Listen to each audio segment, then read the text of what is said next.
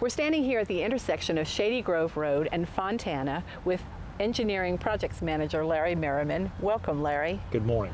And today we're going to be talking about Fairwood Phase 3. Can you give us an overview of that project? Sure. As you just mentioned, Phase 3, which means we've had 2 previous phases and we have 1 remaining. This essentially deals with almost 10 miles of piping that originates out near Mountain Pine intersection on 270. And to date, we have progressed to just behind the Boy and Girls Club near the bridge trestle on Valley Street. Phase 3 will begin there, and it will terminate at the Fontana Tatum Street, which you can kind of see in our background, only you can't see the 1.5 miles down the road. But at this point, this project is moving along as we have it scheduled. This particular phase, again, is a little over 12,000 feet. It's $2 million. So to date, we have spent, just on the pipeline conveyance here, about 3.5 million. That's a considerable size project. It is. The largest part remains the next phase. And what's unique about this project is the way that Hot Springs Creek has to be crossed at some point in the piping route. So how is that accomplished, and with what type of equipment? It is. It's not only unique, it's a bit challenging. Near the bridge trestle on Valley Street, which most of us know, or Shady Grove, excuse me, trying to get through there, you have to be very slow.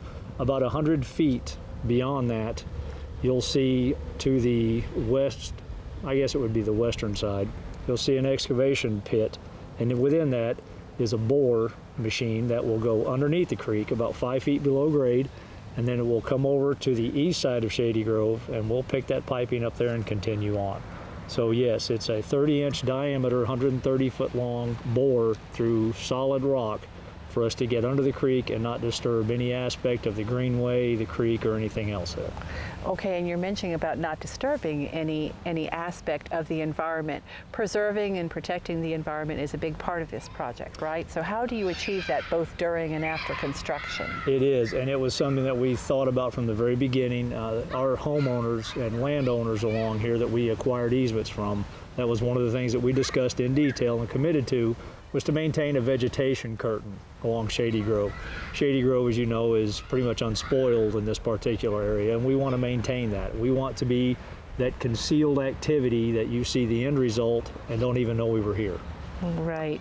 Now, if traffic is obviously a factor as well. This is a heavily traveled artery in Hot Springs. So how do you maintain traffic safety during the project? It is challenging here, and it's perhaps more challenging here than it has been anywhere else. Folks tend to use this as a main artery, as you just mentioned, to get over to Hollywood and then on into town, or perhaps they'll go over to Central Avenue. We have a lot of traffic here. We have a lot of folks that we're affecting. We're trying not to be adversely affecting them. We have a lot of signage. As you can see, there are cones everywhere. We really try to overemphasize the signage. However, we do on occasion have that interaction with someone who either neglected to read the instructions on the detour, or perhaps they're just unfamiliar with the area. But the safety of the public is paramount to us, and likewise, the guys who work out here every day, they have families they need to go home to. Larry, we've talked a lot in the past about the city's Consent Administrative Order, or CAO. Can you tell us once again what it is and how it relates to this project? Well, Fairwood Phase 3, again, is a multi-phase project, and it deals with eliminating overflows. That's the CAO mandate. At the bottom line, that's the end result, that's the deliverable we're seeking. And this particular project will take a load off of the Hot Springs pump station, because the Phase 4 aspect will completely go around this pump station. Now, Hot Springs pump station is the main pump station where most of our waste is conveyed to, and then we send it on to the treatment plant. So having the ability to get around that, reduce that load, it increases the capacity for that pump station to handle the other flows, and likewise it gives for us a new pipe, no leaks, no I&I, so that we can just continue doing what we do without anyone realizing we're here. And that's what you do best. Now, what will, you say that nobody will notice that you've even been doing anything in this area. What will the area look like once construction is complete? Our hope is that it will look just like it did before we got here. Fontana Street, we have actually completed that. That's about 2,500 feet.